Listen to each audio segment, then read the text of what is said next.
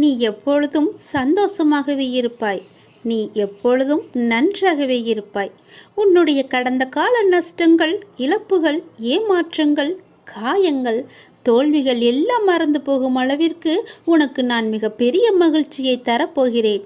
என் ஆசையுடன் நீ நன்றாகவே இருப்பாய். நீ என்னுடைய பிள்ளை. இறைவா, எனக்கு ஏன் இந்த சோதனை என்று நீ புலம்பாதே. மரத்திற்கு இலையுதிர் காலத்தை வைத்தவன் வசந்த காலத்தையும் வைத்திருக்கிறான். ஞாபகம் இருக்கிறதா? அதைப்போல உன்னுடைய துன்பமான நாட்கள், உன்னுடைய சோதனை காலம் எல்லாமே முடிந்து உனக்கு வசந்த காலம் வீசும். அதே போல நம்மையும் நிரந்தர துன்பத்தில் வைக்க மாட்டார் என்று நீ நம்ப வேண்டும். நீ நினைத்தது நடக்கவில்லை என கவலைப்படுகிறாய் மகளே. அது நடக்க வேண்டிய நேரத்தில் இந்த அப்பாவின் ஆசியோடு நடக்கும். நீ முயற்சி செய். உனக்கான பலன் நிச்சயமாகவே கிடைக்கும். முயற்சியை மட்டும் நீ கைவிட்டு விடாதே. உன்னோடும் உன் குடும்பத்தோடும் தான் நான் இருந்து கொண்டே இருக்கிறேனே. நீ எல்லா செல்வ வளங்களையும் பெறுவதற்கு உனக்கே அரிதான வாய்ப்பு ஒன்று கிடைக்கும். பேரும் பெற்று சீரும் பெற்று சிறப்பாக நீ வாழப்போகிறாய். நிம்மதியான மகிழ்ச்சியான வாழ்க்கையை நீ வாழப்போகிறாய். நீ எதை பற்றியுமே எதிர்மறை சிந்தனைக்கு உன் மனதில் நீ இடம் கொடுக்க கூடாது. ஒன்றை மற்றும் நீ நினைவில் வைத்துக்கொள்.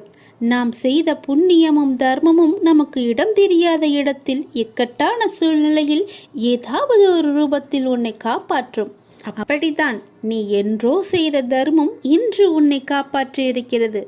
இறைவன் யாருக்கு எதை விதித்துள்ளான் என்பது இறைவனுக்கு மட்டுமே தெரிந்த விஷயம். இறைவன் எழுதாமல் எதுவும் நடக்காது. இறைவனை நாடாமல் எதுவும் நமக்கு கிடைக்காது. முயற்சி மட்டும்தான் நம்முடையது. அதற்கான முடிவு இறைவனின் கையில் இருக்கிறது. அது இறைவனுடையது. அதற்காக நீ வருந்தாதே. எதை இழந்தாலும் அது இன்னொரு வடிவில் அது உன்னை வந்து சேரும் என்று நம்பு. எனக்கு அப்பா செய்வது எல்லாமே என்னுடைய நன்மைக்கு மட்டும்தான் என்று நீ நம்பு. வாழ்க்கையின் சந்தோஷத்தை பிற நபரோடு நீ தேடாதே. உங்கள் சந்தோஷத்தை உனக்குள்ளேயே தேடு. உங்கள் பிறவியின் காரணத்தை தேடு. உங்களின் வளர்ச்சியின் தடைகளை தேடு. நான் என்னும் ஆணவம் தவித்து நதி போல நீ ஓடு. பிடிக்காத செயல்களை கண்டு கொள்ளாமலும், வேண்டாத செயல்களில் உங்கள் கவனத்தை செலுத்தாமலும், தேவையில்லாத கேள்விகளுக்கு நீ பதில் கூறாமலும் இருந்தாலே போதும். உங்களுடைய உடலும் மனமும் ஆரோக்கியமாக இருக்கும். நீங்கள் மற்றவர்களால் தூக்கி எறியப்படும் ஒவ்வொரு பொழுதும் காகிதமாக நீங்கள் விழாதே. விதையாக எழுங்கள், மீண்டும் முளைப்பதற்கு. நம்மை தூக்கி எறிந்து விட்டார்களே என்று கவலையிலேயே அப்படியே வீழ்ந்தே கிடைக்காதே. எழுந்து வா. உன் அப்பாவின் துணையோடு உன் அப்பாவின் கரத்தை பிடித்து கொண்டு நீ மேலே எழுந்து வா. எல்லாவற்றிலுமே நீ ஜெயிப்பாய். என்னால் முடியும் என்ற தன்னம்பிக்கையோடு எழுந்து எல்லாவற்றையுமே வெற்றிப்படியாக மாற்றி காட்டு. ஒருவர் இப்படித்தான் என முடிவான பிறகு அவர்களை மாற்ற முயற்சிக்காமல் உங்களை நீங்களே மாற்றிக்கொண்டு அடுத்த நிலைக்கு சென்று பாருங்கள். யாருடைய நிழலுக்குள்ளும் உங்களை பழக்கப்படுத்தி கொள்ளாதிருக்கும் வரை வெயில் உங்களை சுடுவதில்லை. எத்தனை வேகமாய் நம்மை மற்றவர்கள் மறந்து விடுவார்கள் என்பதை நாம் உணர்ந்து விட்டாலே போதும். நாம் நமக்கான வாழ்க்கையை வாழ ஆரம்பித்து விடுவோம். அனைத்திலும் இயல் எதிர்பார்த்த சூழலை புரிந்து கொண்டால் உயரிய நிலையை பெறுவது நிச்சயம் உண்மை. நான் சொல்வது உனக்கு புரிகிறதா? நான் சொல்வது புரியவில்லை என்றால் மீண்டும் ஒரு முறை கேட்டு அதன்படியே நட. உனக்கு வெற்றி நிச்சயம் காத்திருக்கிறது. இந்த விஷயத்தை நான் வெகு நாட்களாக உன்னிடம் சொல்ல வேண்டும் என்று நான் நினைத்து கொண்டிருந்த விஷயத்தை இப்பொழுது நான் உன்னிடம் சொல்லிவிட்டேன். இப்பொழுதுதான் எனக்கு மன ஆறுதலாக இருக்கிறது. இனி நீ பிழைத்துக் கொள்வாய். நான் ஒவ்வொரு வினாடியும் உன்னுடன் தான் இருப்பேன். நீ தனியாக நடப்பதாக நினைக்கிறாயா? உன் பாதை என்பது என்னால் வடிவமைக்கப்பட்டது. என் அனுமதி இல்லாமல் எதுவுமே இங்கு நடக்காது, தெரியுமா? நீ ஏன் எல்லாவற்றையும் உன் தலையில் வைத்து கொண்டிருக்கிறாய்? ஏன் உன் அப்பா நான் உன் வழிகளை தாங்க மாட்டேன் என்று நினைக்கின்றாயா? நீ எப்போது என்னை அப்பா என்று அழைத்தாயோ அப்போதே எல்லா உரிமையும் உனக்கும் எனக்கும் இருக்கிறது. நீ அழும்போது என்னுடைய மனம் துடிக்கின்ற துடிப்பை என்னால் எந்த வார்த்தைகளில் உன்னிடம் கூறுவது என்று தெரியவில்லை. உன் மனவழி, உன் உடம்பில் ஏற்படும் என அனைத்து வழியையும் நீ என் பெயர் சொல்லி என்னால் அதை தாங்க முடியாது, எனக்கும் அதற்கான பலத்தை தாருங்கள் அப்பா என என்னிடம் கேட்கிறாய் அல்லவா? உன் வலியை நான் தாங்க மாட்டேனா? உன் கண்ணீரை காணும்போது அதுதான் எனக்கு வலியை, மிகுந்த வலியை ஏற்படுத்துகிறது. உங்கள் பெயர் சொல்லி என்னால் எப்படிப்பட்ட கஷ்டம் தரும் சூழ்நிலைகளையும் எளிதாக தாண்ட முடியும் என்று கூறும்போது நான் உனக்கு எப்படி உதவி செய்யாமல் இருப்பேன்? வலி தாங்காமல் சில நேரம் நீ கதறும்போது என்மேல் கோபம் கொண்டாலும் அது உன் மனதிலிருந்து வருவதல்ல. அதன் பிறகு என்னை மன்னித்து விடுங்கள் என்று கேட்டு நீ என் முன் நிற்கும்போது என் மனம் உன்னை எண்ணி கலங்குகின்றது. என் பிள்ளையை இப்படி விதியால் படும் அவஸ்தைகள் என் முன் இப்படி நிற்க வைக்கிறதே என்று. நீ துவண்டு போக மாட்டாய். என்ன கஷ்டம் வந்தாலும் நிமிர்ந்து பறந்து வானமாக மேலோங்கி நிற்கப் போகிறாய். யார் கைவிட்ட போதிலும் என் பக்தனாகிய உன்னை நான் ஒருபோதுமே கைவிட மாட்டேன். நீ எங்கு சென்றாலும் உன்னுடனே நான் இருப்பேன். எதை பற்றியுமே நினைக்காதே. உனக்காக யாருமே இல்லை என நீ வருந்தக்கூடாது. நீ அப்பா என அழைத்தால் உன்னை காக்க நான் வருவேன். நீ நினைத்தது நடக்கும். உன் வீட்டில் நீ நடக்க விரும்பும் சுப காரியங்கள் எல்லாவற்றையுமே நான் நடத்தி காமிக்கிறேன். என் ஆசையோடு நடக்கும். உன் முயற்சிக்கான பலன். வெகு நாட்களாக முயற்சி செய்து கொண்டே இருக்கிறாய் அல்லவா? எனக்கான வேலை வேண்டும், அதற்காக நான் முயற்சி செய்து கொண்டே இருக்கிறேன் அப்பா. எனக்கான சரியான வேலையை எனக்கு வாங்கி தாருங்கள். அந்த வேலையின் பொறுப்பை உங்களிடமே நான் ஒப்படைத்து விட்டேன் என்று என்னிடம் நீ கண்ணீர் விட்டு அழுவாத குறையாக என்னிடம் நீ கேட்டாய் அல்லவா? உன் மனக்குமுறல், உன்னுடைய மனவேதனை, உன்னுடைய மன வலி எவ்வளவு என்பது எனக்கு தெரியும். எனக்காக ஒரு நிரந்தர வேலை வாங்கி தாருங்கள் அப்பா என்று என்னிடம் நீ கேட்டாய் அல்லவா? அந்த முயற்சிக்கான பலனை நான் உனக்கு தரப்போகிறேன். நிச்சயம் அது உனக்கு கிடைக்கும். விரைவாகவே அந்த வேலையில் நீ உன் கையொப்பத்தை இடு. அதற்காக உன்னை நீ தயார்படுத்திக்கொள். இப்போது என்னுடைய ஆசையுடன் நீ முழுமையாகவே காப்பாற்றப்பட்டு விட்டாய். இனி எதற்காகவுமே நீ பயப்படக்கூடாது. நினைத்து கூட பார்க்காத விஷயங்கள் நடப்பதைக் கண்டு ஆச்சரியமடையப் போகிறாய். அமைதியற்ற மனநிலையிலிருந்து வெளிவரப் போகிறாய். என்னுடைய ஆசி என்பதை நீங்கள் உணர்ந்து கொள்ளப் போகிறாய். சரியான பாதையில் என் அப்பா என்னை அழைத்துச் செல்வார் என்ற நம்பிக்கையோடு இத்தனை நாட்களாக நீ காத்திருந்தாய் அல்லவா?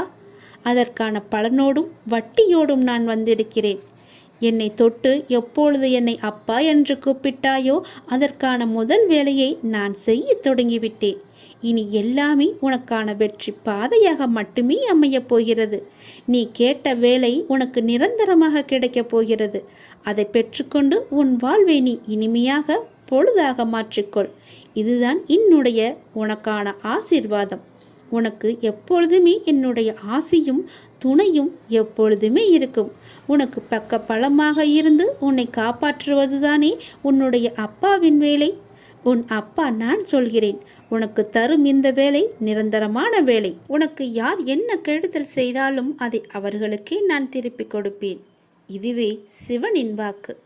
எப்பேற்பட்ட கஷ்டங்களிலிருந்து விடுபடவும் எண்ணியது எண்ணியபடி நடக்கவும் கண்கண்ட தெய்வமாய் விளங்குவது எல்லாம் வல்ல இறைவன் ஈசன்தான். ஆனந்த கண்ணீர் வருகிறது. என் வாழ்க்கைக்கு நீ ஒரு நோக்கம் கொடுத்தாய், அர்த்தம் கொடுத்தாய், பெரிய தோல்விகளை கொடுத்தாய். அதிலிருந்து எப்படி மீண்டு வருவது என்று எனக்கு பாடத்தையும் கற்றுக் கொடுத்தாய். மீண்டு வரவும் வைத்தாய். என் வாழ்க்கை மூலமே என்னை கற்றுக்கொள்ள வைத்தாய். இப்போது தோல்வியில் என் மனம் சமநிலை அடைந்து விட்டது. அதுபோல் வெற்றியிலும் ஆடாமல் என் மனம் சமநிலையில் இருக்க அருள் புரிவாய். எனக்குள்ளிருந்து வழி நடத்தும் ஈசனே, இது இறுதி வரை தொடர்வாய். நீ என் மூலமாக செய்யும் பணியால் உன் திருப்புகழை நான் அடியவர்களிடம் சேர்க்க வழி தந்தாய். உன் அடியவர்களின் அன்பான மனதில் அடியேனுக்கும் சிறு இடம் தந்தாய். நன்றி ஈசனே, மிக்க நன்றி. திருவாசகம் படிப்பதால் என்ன பயன்? அதன் மந்திர சக்தி என்ன? சிவபுராணம் என்றால் என்ன? அதை தினமும் படிப்பதால் வரும் பயன்கள் என்ன? சிவபுராணத்தின் பெருமைகள். தில்லையில் ஒரு ஆணி மாதம் ஆயில்யம் அன்று சிவபெருமான் அந்தணர் வடிவம் தாங்கி திருநீறு பூசி மாணிக்க வாசகர் தங்கியிருந்த மடத்திற்கு வந்தார். வந்தவர் மாணிக்க வாசகர் பெருமானிடம், தாங்கள் எழுதிய திருவாசகத்தை நீங்கள் ஒரு முறை சொன்னால் அப்படியே ஓலைச்சுவடிகளில் எழுதி கொள்கிறேன் என்றார். மாணிக்கவாசகர் அமர்ந்து இருந்தபடியே 51 பதிகங்கள் கொண்ட திருவாசகத்தின் 658 பாடல்களையும் சொல்ல சொல்ல பெருமான் எழுதி கொண்டார். எழுதி கொண்ட திருவாசம் அடங்கிய அத்தனை ஓலைச்சுவடிகளையும் பெருமான் நாடரசார் சன்னதி முன்பு வைத்துவிட்டு மறைந்துவிட்டார். மறுநாள் ஆனி மாதம் மகம் நட்சத்திரத்தன்று ஆலயத்திற்கு வந்த தில்லைவாழ் அந்தணர்கள் எனப்படும் தீட்சதர்கள் கூத்த பெருமான் சன்னதியில் நிறைய ஓலைச்சுவடிகளை கண்டு திகைத்து போயினர்.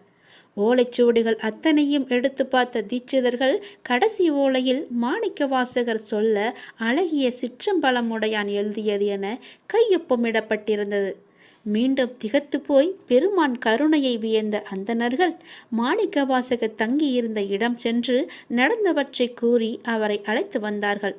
ஓலைச்சுவடிகளில் உள்ள ஒவ்வொரு திருவாசக பாடலையும் பார்த்து கடைசியில் பெருமானது கையொப்பத்தையும் கண்டு பிரமித்தவராய், ஆம், அடியேன் சொல்ல எழுதப்பட்டதுதான் என்று சொல்லி வந்தது பெருமான் தான் என நினைத்து உள்ளம் முருகி கண்ணீர் சொரிந்தார். தீட்சதர்கள் மாணிக்கவாசகரிடம் ஓலைச்சுவடியில் உள்ள திருவாசகத்திற்கு பொருள் கூறுமாறு வேண்டினார். மாணிக்கவாசகர் மந்தகாச புன்னகையுடன் நடன கோலத்தில் இருக்கும் நடராச பெருமானை காட்டி இப்பாடல்கள் அனைத்தும் இவர்தான் பொருள் என்றார். அப்படி மாணிக்கவாசகர் கூறியதும் பெருமான் அருகே ஒரு ஒளி தோன்றியது. அதை நோக்கிய வண்ணம் உள்ளே சென்ற மாணிக்கவாசகர் சிவபெருமானிடம் இரண்டர கலந்து விட்டார். ஆக ஆனி மகம் மாணிக்கவாசகரின் குரு பூஜை நாள்.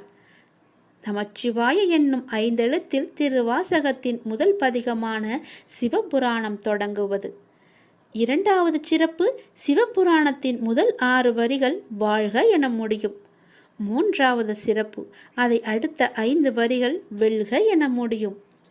4வது சிறப்பு, அடுத்த 8 வரிகள் போற்றி என முடியும். இவ்வாறு 6, 5, 8 என அமைந்திருப்பது திருவாசகத்தின் 658 பாடல்களை குறிக்கின்றது. சிவபுராணத்தின் 32வது வரியில் மெய்யே உன் பொன்னடிகள் கண்டின்று வீடுற்றேன் என பாடியிருப்பார். இது மாணிக்கவாசகர் 32 வயதில் முக்தி அடைந்ததை சூட்சமாக குறிக்கும். திருவாசகத்தின் 18வது வரியான அவன் அருளாலே அவன் தாள் வணங்கி என்பது படிப்பவர் அனைவரையும் உருக்குவதாக இருக்கும். ரமண மகரிஷி திருவண்ணாமலையில் தமது தாயார் உடல் நலமின்றி இருந்த கடைசி நாளில் அன்னை அருகே அமர்ந்து தொடர்ந்து திருவாசகம் படித்தார். அன்று இரவி அவரது அன்னை முக்தி அடைந்தார். காஞ்சி மகா பெரியவரிடம் குழந்தை இல்லாத ஒரு தம்பதி சென்று தங்கள் குறையை கூறினர். பெரியவர் திருவாசக புத்தகத்தை கொடுத்து ஒரு குறிப்பிட்ட பதிகத்தை தினமும் படிக்கச் சொன்னார். அவர்களுக்கு வரிசையாக 6 குழந்தைகள் பிறந்தன. இறந்த வீட்டில் கட்டாயம் சிவபுராணம் படிக்க வேண்டும். புல்லாகி பூடாகி புழுவாய் மரமாகி பல் விருகமாகி பறவையாய் பாம்பாகி கல்லாய் மனிதராய் பேயாய் கணங்களாய் என சுவை நிறைந்த திருவாசகத்தின் பெருமைகளை சொல்லிக் கொண்டே போகலாம். சொல்லிய பாட்டின் பொருளுணர்ந்து சொல்லுவார் செல்வர் சிவபுரத்தின் உள்ளார் சிவனடி கீழ் என்று வரியும் இருக்கிறது. எனவே தினமும் காலையும் மாலையும் ஒரு வேளையாவது நீங்கள் தினமும் திருவாசகம் படிக்க வேண்டும். சிவனின் அருளை பெற வேண்டும். முக்தி என்ற நிலை வேண்டுமானால் திருவாசகத்தை நீங்கள் படியுங்கள். அல்ல ஓதுவார் ஓத அதை கேட்டுக்கொண்டாக இருங்கள். உனக்கு யார் என்ன கெடுதாலும் அதை செய்தாலும் அதை அவர்களுக்கு திருப்பி கொடுப்பதுதான் சிவனின் வாக்கு. இதை நீங்கள் பின்பற்றி வாருங்கள். எல்லோருக்குமே நீங்கள் நல்லது மட்டுமே செய்யுங்கள். எதுவுமே நிலையில்லாத இந்த பிரபஞ்சத்தில் உங்கள் கவலைகளும் கூட நிரந்தரமில்லை என்பதை நீங்கள் உணர்ந்து கொள்ளுங்கள். காலத்தோடு கரைந்து போகும் கவலைகளை நினைத்து விலை மதிப்பற்ற நேரத்தை நீங்கள் வீணாக்காதீர்கள். கோடி கோடியாய் கொட்டி கொடுத்தாலும் ஓடும் காலத்தை யாராலுமே நிறுத்த முடியாது. காலம் யாருக்காகவுமே காத்திருப்பதும் கிடையாது. எவ்வளவு கவலைப்பட்டாலும் கடந்த காலத்தை மாற்ற முடியாது. நடந்து முடிந்ததை நினைக்காமல் நடக்கப் போவதை நீங்கள் பாருங்கள். ஓடிக்கொண்டிருக்கும் உங்கள் வாழ்வு இன்று என்ற பொக்கிஷத்தை இப்போது உங்கள் கையில் இருக்கிறது என்பதை நினைத்து வாழ்ந்து தீர்த்து விடுங்கள். மற்றொருவரை போல நீ இருக்க நீ நகல் அல்ல. மற்றவரின் சக்தியை விட உன் சக்தி அதிகம் என்பதை நீ உணர்ந்து கொள். உன்னை உனக்குள்ளே தேடிப்பார். உலகமே உன் புகழ் பேசும். சக்திகளை விட்டு ஒழித்து சக்தி கொண்டு நீ முன்னே வா. வெற்றி நிச்சயம். இன்றைய மனிதர்களில் அதிகம் பேர் ஏதாவது ஒரு கவலையுடன் தான் வாழ்ந்து கொண்டிருக்கிறார்கள். சிறு தடையையும் பெரிதாக எண்ணி கவலைப்படுகிறார்கள் அநேகமானவர். இதற்கெல்லாம் காரணம் அவர்கள் மீதே அவர்களுக்கு நம்பிக்கை இல்லாததுதான். நமக்கு நண்பனும் நாமே, பகைவனும் நாமே என்று சொல்வதுண்டு. அதாவது யார் ஒருவர் தன் பலவீனங்களை முறியடித்து வெற்றி பெறுகிறாரோ அவரே தனக்குத்தானே நண்பராகிறார். யார் ஒருவர் தன் பலவீனங்களை வெற்றி பெற முடியாமல் தவிக்கிறாரோ அவர் அவருக்கே எதிரியாகிறார் என்று அர்த்தம். பெரும்பாலான நிகழ்வுகளை ஆராய்ந்து பார்த்தால் ஒவ்வொரு தடையும் ஒவ்வொருவருக்கும் வெற்றியை மறைத்து வைத்து இருக்கிறது என்பது உங்களுக்கே தெளிவாக புரியும். அதுபோன்றுதான் தோல்வியும். தோல்வி என்பது நம்மை மாற்றி அமைத்து கொள்ள வேண்டிய அறிவிப்பு என்று கூட சொல்லலாம். செல்வத்தை இழப்பது ஒன்றையும் இழப்பதாகாது. உடல் நலத்தை இழப்பது சிறிதளவு இழந்ததாகும். ஆனால் நம்பிக்கை இழப்பது எல்லாவற்றையுமே இழந்ததற்கு சமம் என்று சொல்வார்கள். நம்பிக்கை இழந்து நீ காணப்பட்டால் உன்னிடம் ஒன்றுமே இல்லாதது போன்று உனக்கே தோன்ற வரும். தடைகளை வெல்வது எப்படி என்று கேட்காதே. இதை எறும்புகள் நமக்கு கற்றுத்தருகின்றன. எறும்புகளை ஆராயும் உயிரியல் நிபுணர் ஒருவர் எறும்புகளை ஆராய்ந்து கொண்டிருந்தார்.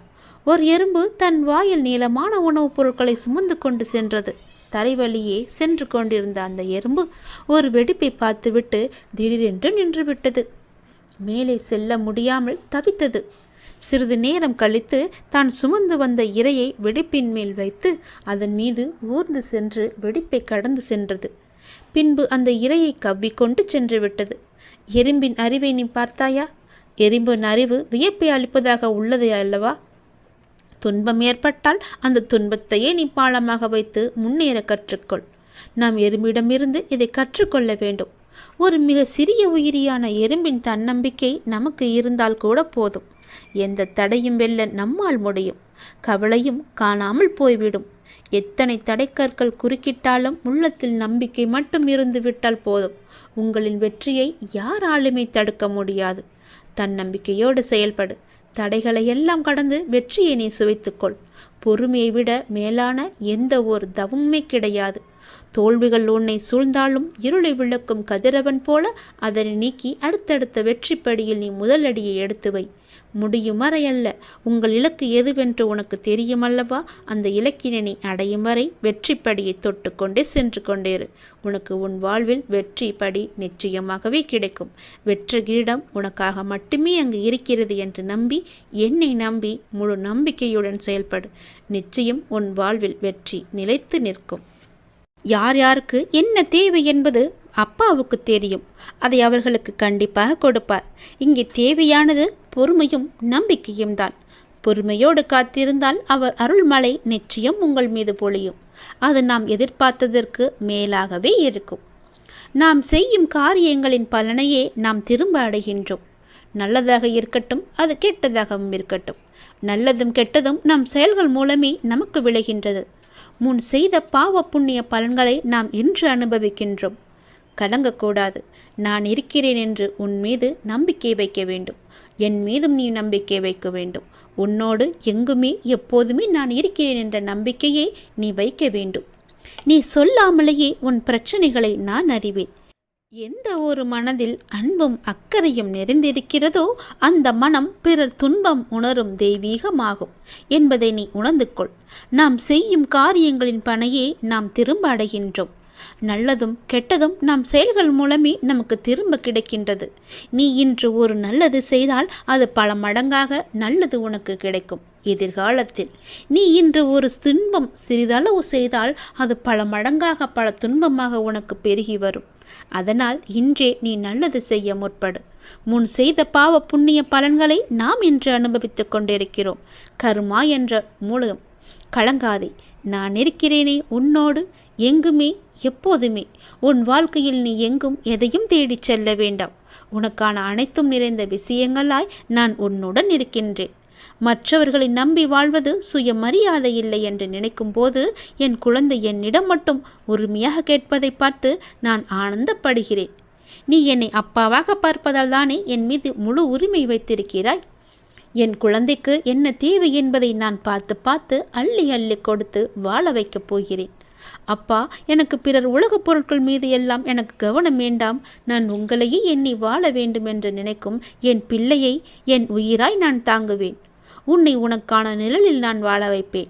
உனக்கான சாம்ராஜ்யத்தை நான் உருவாக்கி காமிக்கின்றேன். அனைத்தும் உன் வாழ்வில் வெகு விரைவில் கிடைக்கப் போகிறது. நீ கேட்டது உனக்கு கிடைக்கப் போகிறது. உன்னுடைய வளர்ச்சி என்பது வானத்தில் மின்னும் நட்சத்திரமாய் ஜொலிக்கப் போகிறது. உன் சிரிப்பில்தான் என்னுடைய சந்தோஷம் இருக்கின்றது. உனக்கான வானமாய் நான் உன்னிடத்திலும் உன் வாழ்க்கையிலும் நான் எங்குமே உன்னை சூழ்ந்து இருப்பேன். உன்னை உன் வாழ்வில் ஜொலிக்க வைப்பேன். நீங்கள்தான் என் உயிர். உன் அன்பில்தான் என்னுடைய நிம்மதி இருக்கின்றது. உன்னை என் உயிராய் நான் காத்து கொண்டிருக்கிறேன். இனி எல்லாமுமாக உனக்கு நான் எப்பொழுதுமே இருப்பேன். நீ எல்லா வளமும் பெற்று சீரும் சிறப்புமாக வாழப்போவதை நான் கண்குளிர பார்க்க போகிறேன். உனக்காக உன்னுடைய எல்லாம் வல்ல இறைவன் நான் இருக்கிறேன். என் துணை என்றும் எப்போதும் எங்குமே உனக்கு என்று நீ சந்தோஷமாகவே வாழ்வாய்.